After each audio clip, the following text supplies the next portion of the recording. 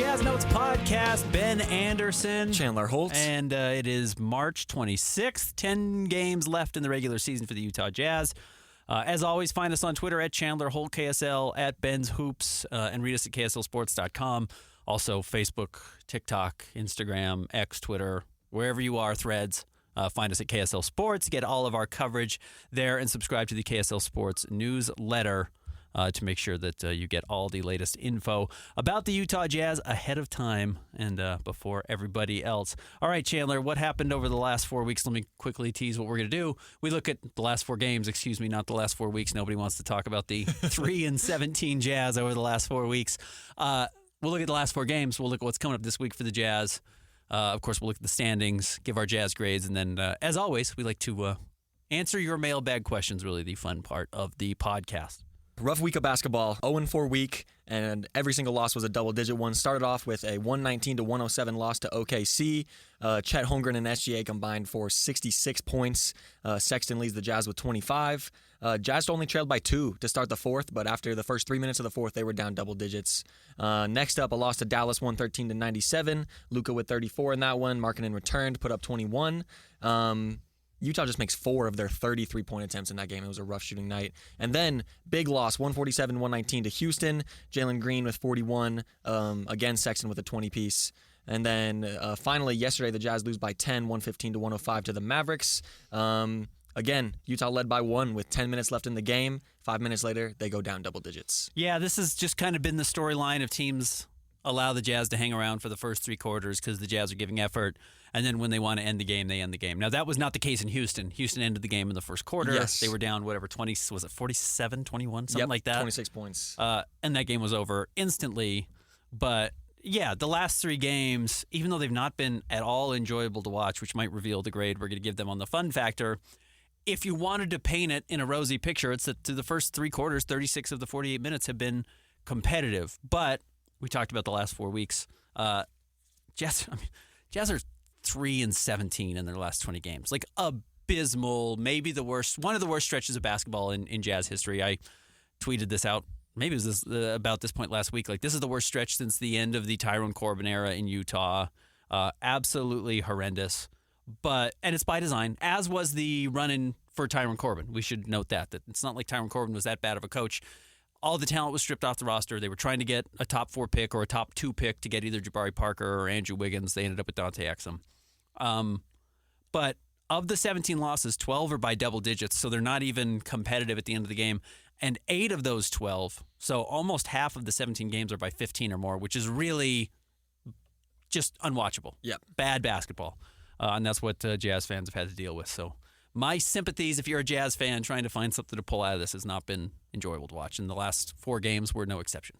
No, definitely not. And like you said, by design, we'll talk about the standings a little bit more, but a little preview, it's working in the Jazz's favor. A little bit of weekly news. In the game against Houston, the big loss, Chris Dunn and Jabari Smith were ejected in the beginning of the second quarter for an altercation.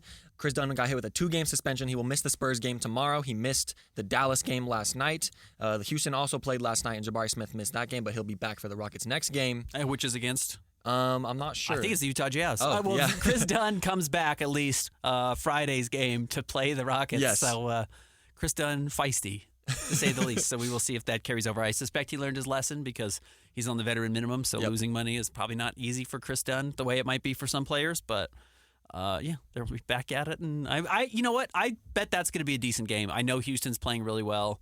The Jazz were embarrassed by Houston and probably don't want to be as embarrassed again. They could potentially win that game. I wouldn't expect it, but the Jazz could potentially have a weird mini 2-game winning streak if they beat San Antonio tomorrow, which also, you know what? Lowry's resting every other game. It seems like at least that's been the pattern. We'll see if he plays tomorrow. I kind of suspect he doesn't. Yeah. I don't know. Jazz could easily lose that game to San Antonio as well, as the Phoenix Suns learned pretty tragically, who went 1-3 against the Spurs this season, and it's going to end up putting them in the play-in tournament. Yikes. Yikes. The West is really tough. But yeah, like you said, the Jazz are going to host San Antonio tomorrow, and then they're going to host the Rockets on Friday, and then last game of the week in Sacramento on Sunday. Best case scenario, realistically, like Jazz could maybe go 2-1. Yeah. Very realistic, they go 0-3 again. Mm-hmm. Most likely, probably 1-2. I think they will win one of those home games because they're a reasonable home team for the most part. They're not I mean, they're still 4 games over 500 at home for the season. No, they haven't won a lot since the trade deadline, but they are pretty competitive. And Houston, San Antonio, still vulnerable to losses. I looked it up earlier today, and I didn't see any news yet, but Wembanyama missed the Spurs last game, so to be determined if he will be here in Salt Lake City tomorrow. I almost wouldn't be surprised if they just shut him down. Yeah. Like, you're not learning anything else from Victor Wembanyama this year. You know what he needs? A point guard. Yep. And otherwise, he's going to be a top 20 player next year. Might be a top 20 player already. Could be top 15 or 10 if it all comes together and they have supporting pieces around him. He may already be the best defender in the NBA, which is crazy. Yeah, he probably is. He's probably the most impactful defensive player in the NBA. Yeah.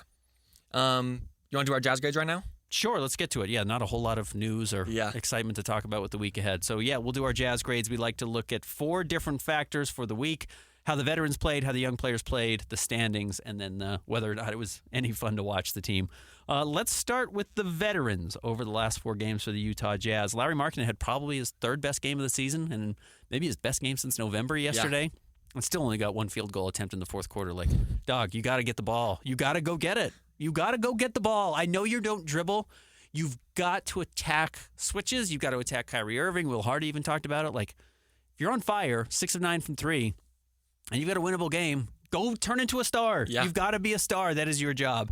But he was good. I mean, he still averaged 27.5 points and 5 rebounds and actually bounced back his shooting a little bit. Still only 41% from the floor, 38 from 3, but was good yesterday. Yeah, and then Colin Sexton, he puts up 25 in the game against OKC, and then 3 straight 20 pieces coming off the bench for some of those games and starting some of the others. Shooting numbers, so. I mean, 55% from the floor is great. 3-point shooting, only 30%, not great. Yeah. John Collins, heck of a week. Other than getting dunked into oblivion by Anthony Edwards, which unfortunately has a chance to just be John Collins' legacy. Like, Brian Russell is a good basketball player. His legacy is that Jordan hit the shot over him. Yeah. Frederick Weiss was probably a good basketball player. I know that Vince Carter dunked over him in an Olympic game. That was a bad enough dunk that might be what people always associate John Collins with. But it overshadows a week where he averaged 20.7 points, 7.7 rebounds, shot 56% from the floor and 60% from 3. He did have the worst plus-minus on the team, which is a consistent issue with John Collins. And I keep trying to figure out, does he have a role in the NBA? Because he's clearly productive. There's got to be a way to maximize that. I don't know what it is, and really smart coaches in Atlanta and now in Utah haven't figured out how to really turn it into a thing. But there's something there. There's something there. So the veterans played okay, actually.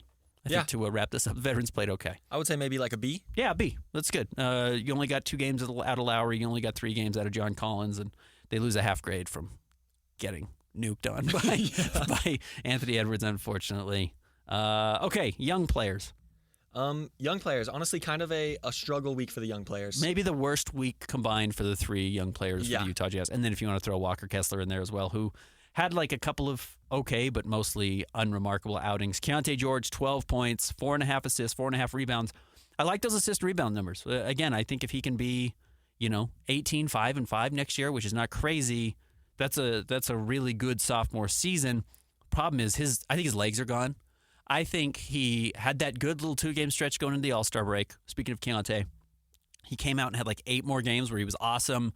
Lowry got hurt. He was carrying a huge offensive load, and I think it completely killed him. I think it sapped all the energy out of him because over Keontae George's last 4 games, it actually stretches back further, but he's shooting 27% from the floor and 10% from 3 on 7 attempts a game. 10% from 3 on 7 attempts per game. 0 for last night. Yeah. And then Taylor Hendricks, all the things that Taylor does are still there. Yep. He hits a couple of threes. Length is really enticing on defense. Gets some dunks. You get it. Bryce Sensabaugh's shooting's been atrocious as well. Somehow at his 15% from 3 is actually better than Keontae George's over the last 4 games, but also only shooting, 27% from the floor? Really, really bad. Yeah. It might be a D. Maybe worse. Yeah, maybe even a D-. I'll give it a D-.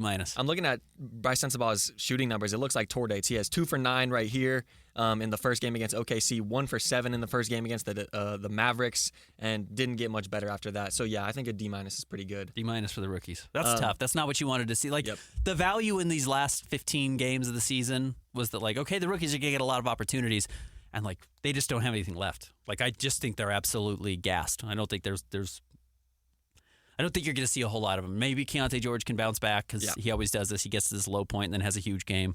But, I'm not anticipating another 30-piece from Keontae before the end of the year. Next up, standings. Again, we're at a point where losses are better for the Jazz than wins are. A+. Yeah, they go 0-4, so got to be an A. I mean, Jazz fans are hoping that it could be some competitive or at least watchable, fun games. Didn't really get that, which we'll talk about here in a sec with Fun Factor. But yeah, I mean, Atlanta stuns the Boston Celtics. Atlanta's down big. 30 in the second quarter. It's like 66-36 or something, 68-38. Storm back, beat the Celtics. I didn't think they were going to catch Atlanta anyways. Like, realistically, there's kind of been a 3-win gap this whole season, 2 wins, or really for the second half of the year. And the Jazz can very easily not win 2 games the rest of the year. But this actually gives them a little leeway because now there's 3 games. Atlanta still has to play Detroit, Charlotte, and Washington. I think they've got one more game. Like, atrocious. Portland, not Washington, Portland. Like, Atlanta's going to win at least one of those and get to 33 wins. There's no way the Jazz win 4 of their last 10 games. Oh, no. So there's no way the Jazz catch Atlanta. And then what's really interesting is now Brooklyn is only 2 wins back of the Jazz. Brooklyn doesn't have their first-round pick this year. So they don't have any reason to lose games. They're not even tanking. There's like a not 0% chance that Brooklyn wins 2 more games or 3 more games and the Jazz and Nets are tied at 30. And then they would split the lottery odds to move up into the top 4, which would increase the Jazz by a few percentage points. And then a coin toss would determine who gets the 8th pick and who gets the 9th pick if neither team wins. Yeah. That's a big deal. Definitely. So you're no longer watching Atlanta, in my opinion. If you're a Jazz fan, you're only watching what Brooklyn does game in and game out. So yeah, standings A. Hey, you nailed it. 0-4. Yeah. Next on Fun Factor, polar opposite. That might be an F. Yeah, definitely. That, honestly, I put it on Twitter. I think that first half against Houston might have been the worst first half in Jazz history. Oh. They allowed a franchise worst, 84 points. They were down 26 after the first quarter. There was no semblance of play, rhythm, anything. That was unwatchable. And then, everyone's just running layup lines. Detroit or Dallas didn't last night, but they did in Dallas. OKC did. I mean, the whole second half. It's borderline unwatchable. I feel for Jazz fans who are trying to be like, well, I'm married to this team, so I'm going to, thick or thin, I'm going to be there. Good for you, because this is brutal. Yeah, and it all stems from the defense. There's no reason that the Rockets, who are 35-35, I know they've been on a hot streak, but there's no reason they should be shooting 56% from the floor and 55% from 3. Yeah, I mean, they're just, everyone's clowning the Jazz. Yes. It's true, clowning, embarrassing the Jazz, and the Jazz don't seem to have any solutions, and the Jazz don't look like they're having fun. So, yeah, I think an F. Maybe, is that their first F of the season? Maybe. I think it might be. And honestly, the only saving grace for this Fun Factor grade is Markkanen's 34. That was very fun to watch, but honestly, I can't really point out much else from the week. Yeah, and even then, it's just kind of not in any meaningful way. Again, the first 3 quarters of the game, Dallas is sleepwalking. It just says, okay, well, we'll turn around the fourth and win by double digits, and they did because they had done that 2 games earlier. Yep. And it's exactly what OKC did as well, and I think it's what you're going to see a lot for the rest of the season. So, yeah, F, unfortunately, not something we wanted to hand out. All right, let's take a break. We will look at the standings real quick, and then we will answer your mailbag questions. Stick around. More Jazz Notes coming up next.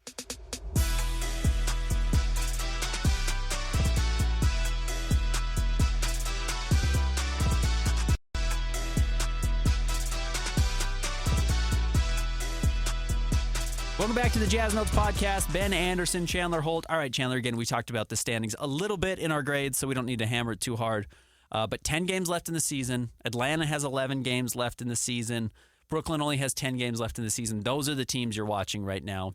Jazz are 29-43.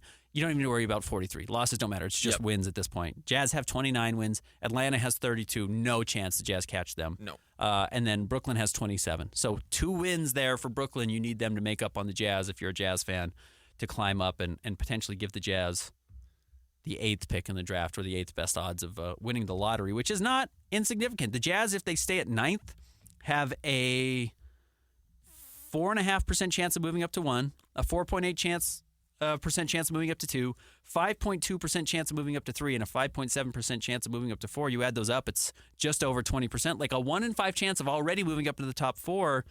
If you end up with the 8th worst record in the NBA, you go up to 6% chance of moving up to 1, 6.3 to 2, 6.7 to 3, and 7.2 to 4. Like you're up around 26, 27%. Like a better than 1 in 4 chance that you move up into the top 4 picks, which in a bad draft, the higher you get, the more excited you're going to be. So there's some hope there, I guess, if you're a Jazz fan. I wouldn't be surprised if these 2 teams ended up tied by the end of the season. Yeah, and like you said, the Jazz have the 9th worst record in the NBA right now. The 2 teams below them are the Brooklyn Nets and the Memphis Grizzlies. They are only 2 games separated from Brooklyn and 5 games separated from Memphis. But interesting thing to point out here, like you said earlier, Brooklyn has games against Washington, Detroit, Toronto. Chicago's okay. Yeah. Chicago's not been bad, but they're not great. But here's the interesting thing. 5 games away from the Grizzlies. The Grizzlies play Detroit twice and San Antonio. I just don't... I think that 5 games behind with 10 games is a lot to ask for, but a tie is possible. A tie is possible. Probably unlikely. But yeah, the nice thing, Brooklyn has the 5th easiest schedule remaining. Jazz have the 6th toughest. Yep. If the Jazz don't beat... I know we touched on Houston a little bit on Friday. If the Jazz don't beat San Antonio tomorrow, I don't know if they're going to win a game for the rest of the season. Oh, yeah. The rest of the Jazz schedule looks like this. And again, I wrote about it a little bit yesterday in my Gamer. You can find it at KSLSports.com.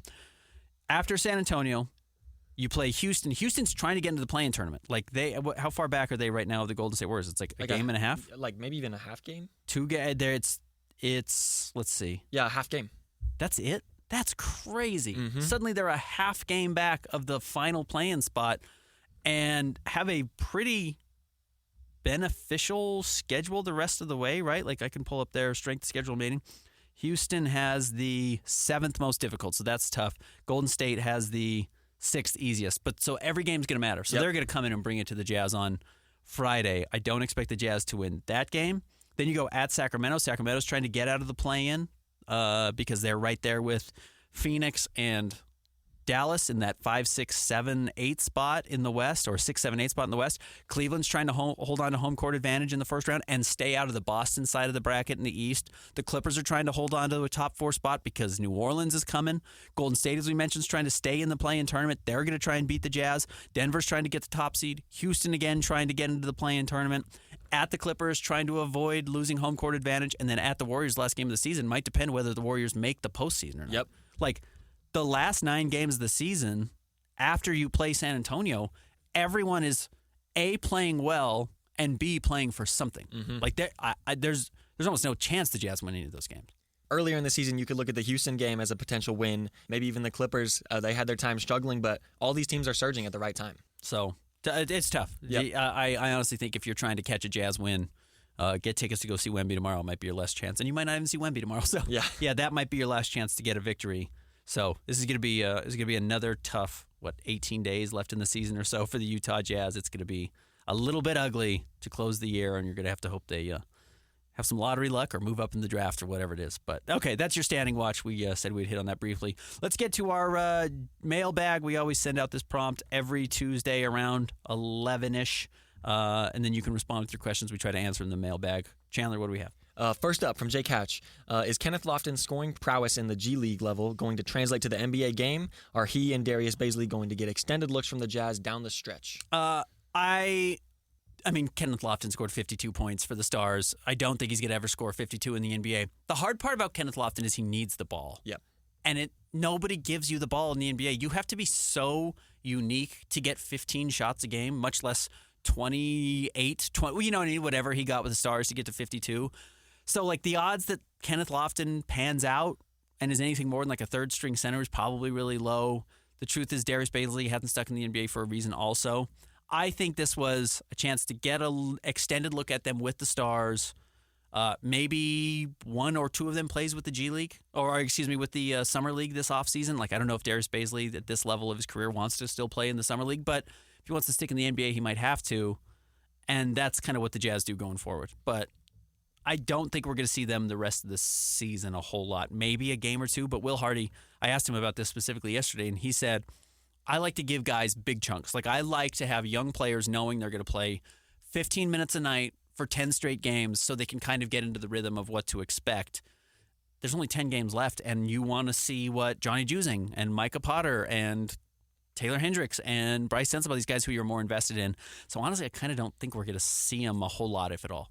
Yeah, and also you speaking of unique, Kenneth Lofton gets most of his touches in the post. Yeah. And when you look at post players in the NBA today, the only players who are getting numerous post touches of games are the superstars, Nikola Jokic, Joel Embiid. Yeah, right. I would say like the lowest level player who's getting numerous post touches is like DeAndre Ayton, maybe. Yeah, right. Porzingis gets a handful, but Porzingis is great. Yeah, but you exactly. just don't get a lot. It's not how the NBA works anymore. I'm rooting for Kenneth Lofton. Like, cool story, unique guy. I like the weird players in basketball.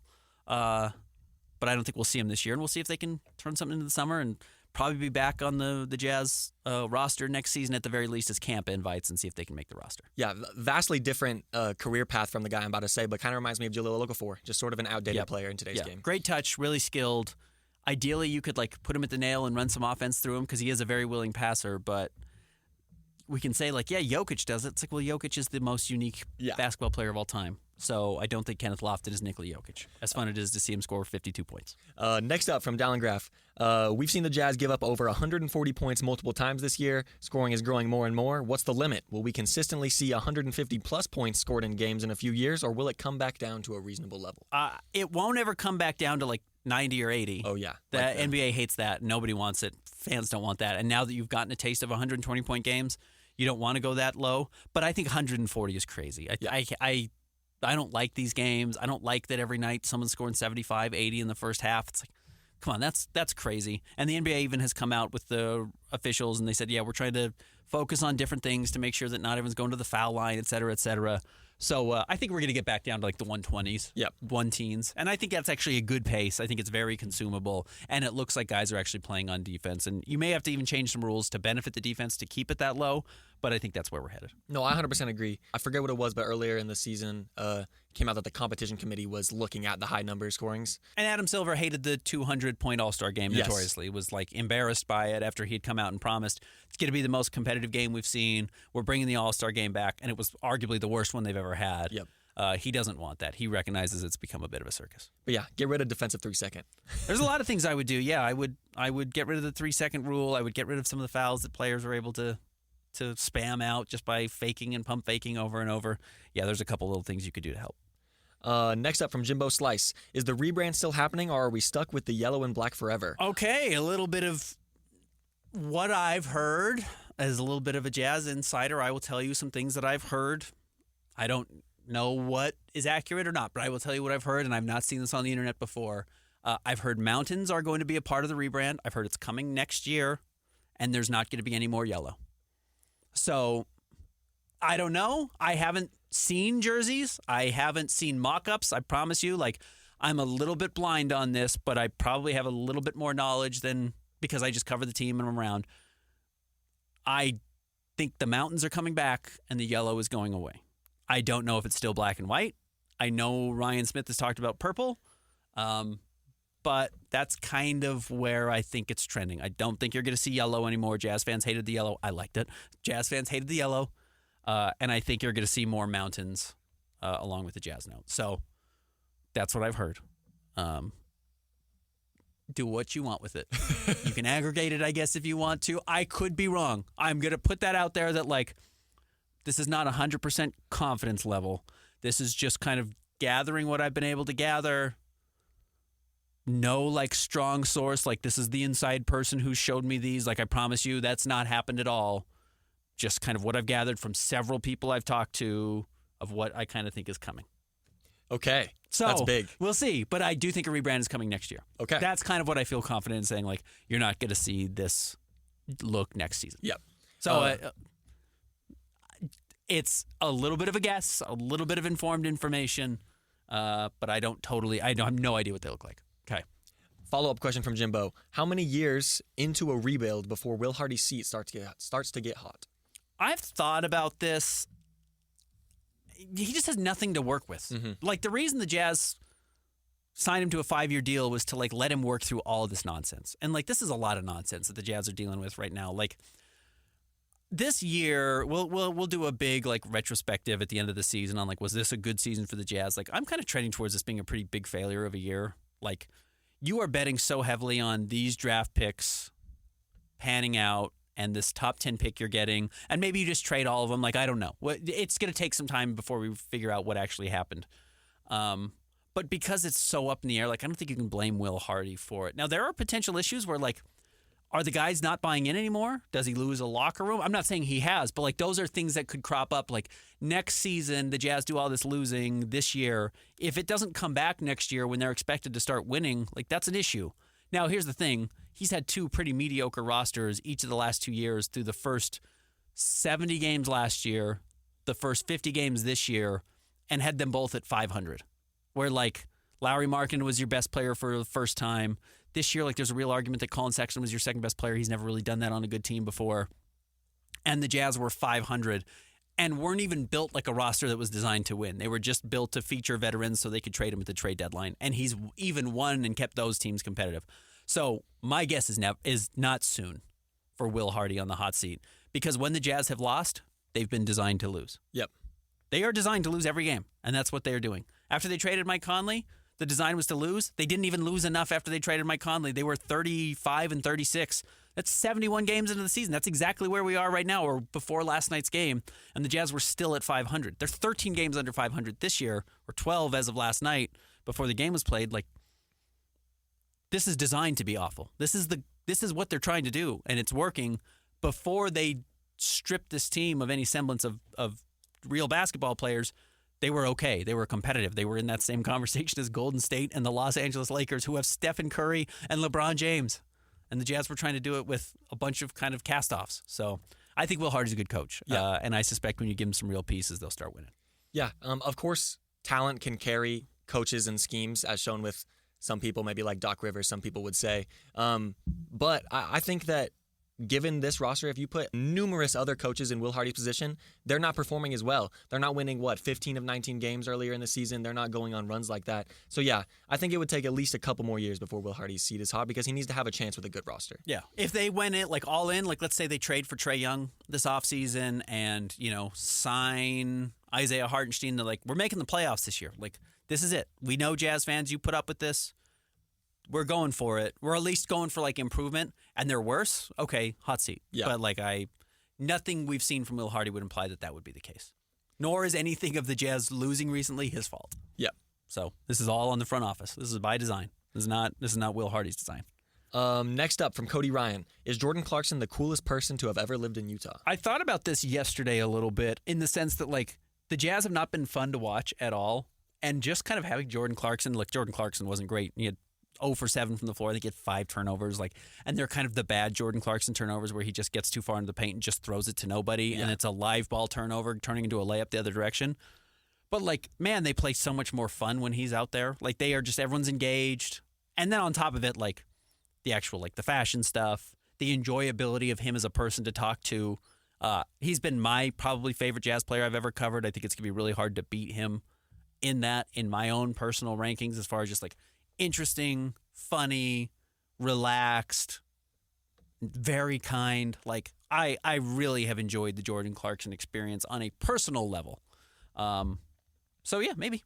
yeah, he might be one of the coolest people to ever live in Utah. We've had some cool people to come through, but as far as athletes, I'm not sure there's one that's particularly close to Jordan Clarkson. Just as far as full well-roundedness of all the cool different aspects of the world. Jordan checks a lot of boxes. Next up from Glenn Anderson, some draft questions. If we get lucky and jump up into the top 4, who would you want the Jazz to draft? If we stay at the 8-9 range, who do you like? Also, if we did jump into the top 4, do you prefer taking the pick or trading the pick? All right, a lot there. Yeah. So my first thought is, well, what do the Jazz need? And I actually want to ask Will Hardy this before the end of the year, so I will try and flesh this out a little bit more. He may not answer the question because that sounds a little bit insulting to his roster.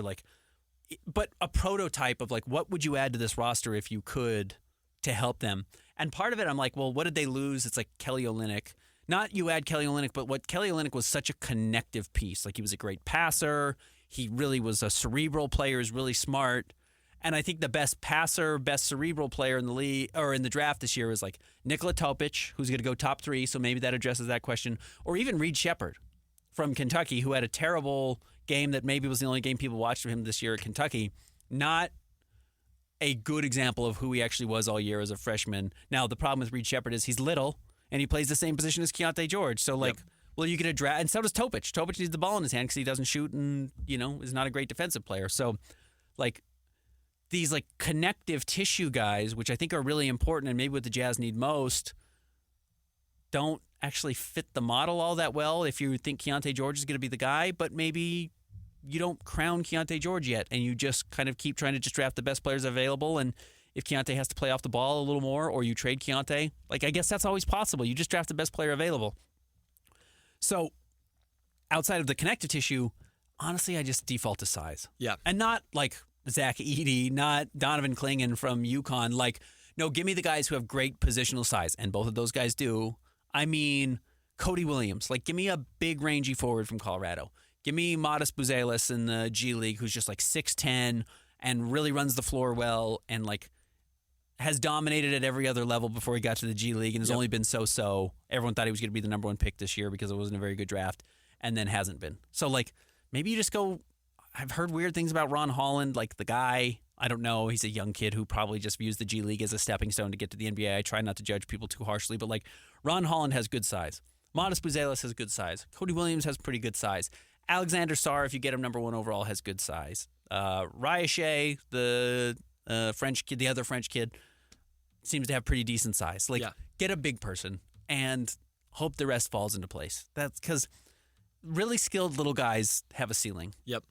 Big guys that you think you can teach, going back to the last really bad draft, 2011 or whatever it was, someone drafted a huge kid out of Greece, someone drafted a huge kid out of France, and they turned into Giannis Antetokounmpo and Rudy Gobert. It's like, well, yeah, they're huge. Yep. And then you taught them the game because they had some semblance of what to do.